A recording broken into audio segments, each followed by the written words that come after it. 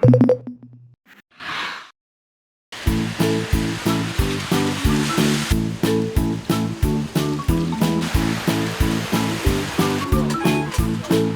得到我吗？哎 ，OK， 早上的10点钟，我们开始了南京挤公交车之旅，好多人。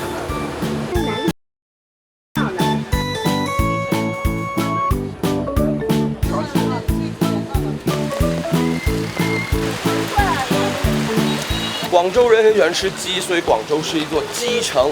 南京人很喜欢吃鸭，据说南京一年要吃掉1亿只鸭子，可以围绕着地球很多圈，所以南京是一座鸭城。我回不了广州，也在南京待不了，会被人家活活打死。OK， 南京的鸭子很出名，所以接下来呢，我们要在明廊，这个叫什么？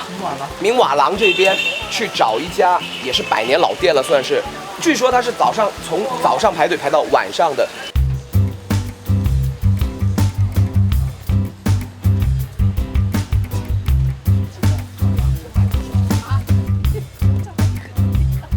这什么好吃啊？那烤鸭，盐水鸭，盐水鸭，哎，盐水鸭好吃，盐水鸭也好吃，也好吃，哎，但是来讲这个买烤鸭，买烤鸭，好嘞。它的鸭子又瘦，但是呢，还可以，总的味道讲的可以。您是住附近的？我就住在附近啊，不远，不远。我拄拐杖的，拄着拐杖都要来买。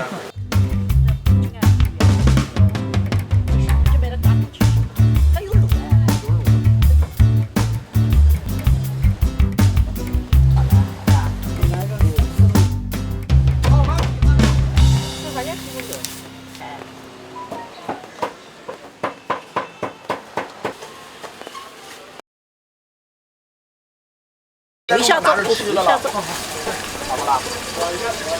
小心啊！谢谢。慢走。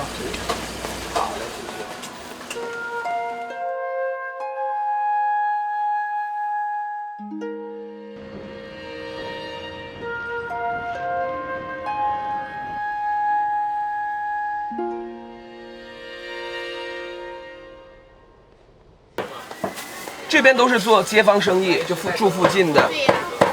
而且那老奶奶好像老来光顾是吧？看她跟您。对，她以前住这里，后来她搬家了，拆迁了，然后又回到这个地方卖。回来之后她还回来吃。还回来吃。哦，厉害。才想到这个地方的味儿。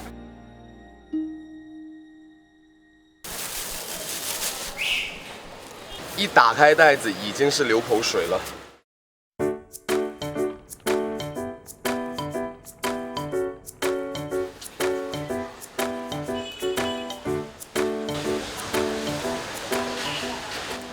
奶奶说的对，它的卤水做的非常好吃，酸甜适中可口。正常来说，鸭肉是比较柴、比较干这种状态，它的鸭肉还好，都是很柔软的状态。重点是咬到里面，汁水的味道还在。其实刚才去到店铺里面，你会发现什么盐水鸭呀、烤鸭呀都有。 但是为什么只吃它的烤鸭呢？老奶奶的推荐，老人家讲话我们一定要听，对不对？所以我们只吃它的烤鸭，盐水鸭我们去下一家吃。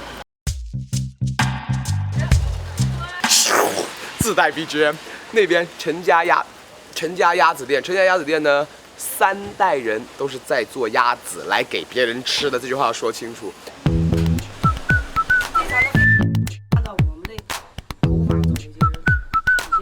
人家说吃鸭子要来水西门这边说会更好吃一点，不这种说法？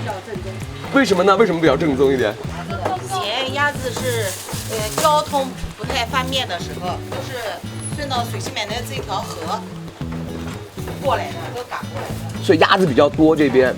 就是鸭皮白肉红，骨头绿，就是传统的盐水鸭。好的盐水鸭的一个状态。而且最好吃的就是像这个金秋的季节，桂花开的时候。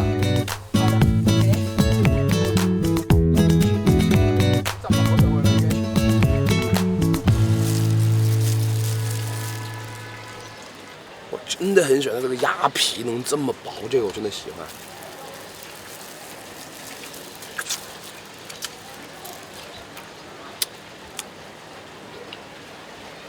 不同，截然不同。哇，卤水那种香甜很足的味道。它的肉质比上一家那个烤鸭更加的紧致，有嚼劲，但是空口吃有点咸。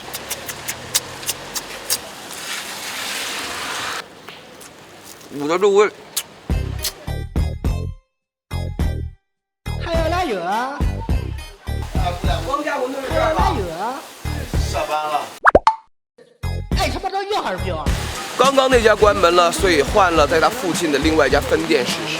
侦探是把钱赚，哎，把钱赚。我要是赚不到钱，哎，我该怎么办？你不会绕去。南京早几年的时候有一首 rap， 叫做《喝馄饨》，在南京这边很火的。哎呦，吃多了小心会得吃饭的。地上都是鸡蛋拌的一个馄饨摊，老板长得很好看，而且还是造型男。对面一家拉面馆，老板挂个鼻屎，还喜欢往外弹。据说这边的馄饨呢，这个汪记的馄饨呢，跟传统的南京馄饨还有点不同，它的个儿比较大。诚然，如果你说在一些北方城市，你说到喝馄饨的话，它真的是比较小巧一点，小颗一点，新疆那有点像了。这边那个大颗呢，看上去是更像广州岭南的馄饨。先从喝汤开始。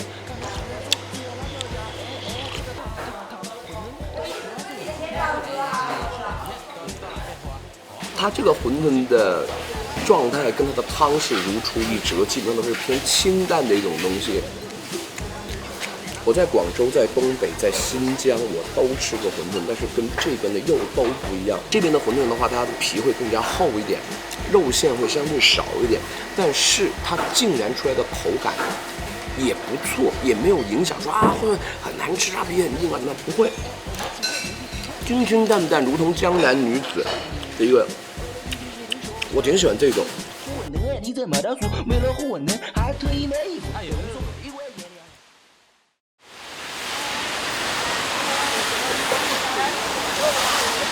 还有面吃吗？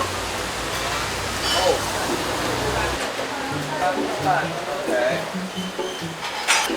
一个大肠，一个大肉。没有大肉，大肉也没有了，还有什么？就是大肠3斤。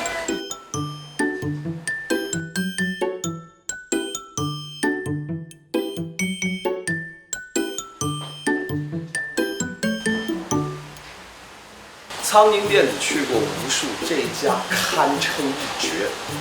它真的是有够脏的，我想说，墙上面都是黑黑的，门把是坏的，地上是吃剩的纸，然后你看这些空调啊、风扇上面全部挂着是灰，这些都算了，因为再脏的我都见识过，譬如说我自己的房间。但是真正要命是无人能比那种状态之糟糕的，是空气当中弥漫的是一种一氧化碳的味道。为什么？就是外面在烧的是煤炭。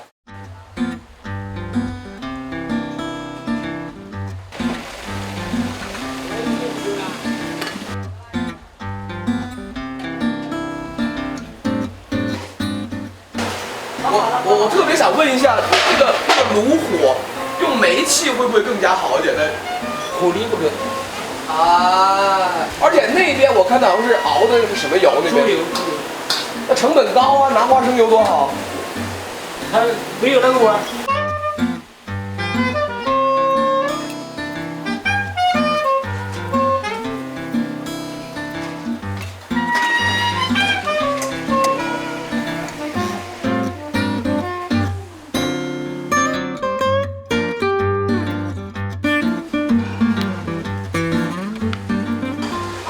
先从吃面开始。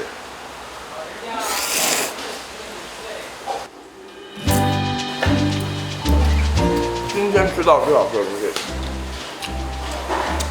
来到江南这边吃面，它这个汤头这个卤汁一定是甜的，这个是跑不掉的。这个也是甜，它这种甜，它甜就是一种蜜的口感，甜的很滋润，这种甜味不知道怎么调出来的。这种的卤汁没吃过。面条的口感也非常棒，因为据说它这个面是手擀面，自家做的面，于是乎它是有一种筋道，这种耐嚼略硬的筋道。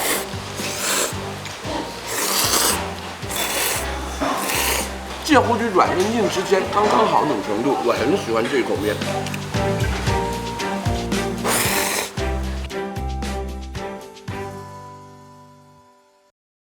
南京牛叉，你随便找家店子吃鸭子，100年历史。江南春吃碗面，几十年历史。